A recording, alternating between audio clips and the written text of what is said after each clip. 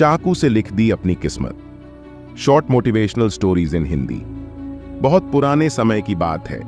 एक गुरुकुल में एक गुरुजी कुछ बच्चों को पढ़ा रहे थे। गुरुजी सभी बच्चों को अच्छे से समझा और पढ़ रहे थे, लेकिन बहुत समझाने के बावजूद भी एक बच्चे को चीजें समझ में नहीं आ रही थीं। तब गुरुजी ने उसे गुस्से में अपनी हथेली दिखाने के लिए कहा। बच्चे का हाथ देखकर गुरुजी ने कहा, अरे तुम्हारे हाथ में तो पढ़ाई की रेखा ही नहीं है, इसलिए तुम्हें यह समझ नहीं आएगा, तो अब घर जाओ। यह सुनकर उस बच्चे ने गुरु से पूछा, पढ़ाई की रेखा कैसी होती है गुरुजी? गुरु ने दूसरे बच्चे की हथेली दिखाते हुए कहा, ऐसी होती है पढ़ाई की रेखा जो कि तुम्हारे पास नहीं है। यह सुनकर उस बच्चे ने एक छोटा चाकू लिया और अपने हाथ पर वैसी ही रेखा बनाते हुए गहरा निशान बना दिया और गुरु से बोला, अब तो मेरे हाथ पर पढ़ाई की रखा है गुरुजी, तो क्या मैं आप पढ़ सकता हूं?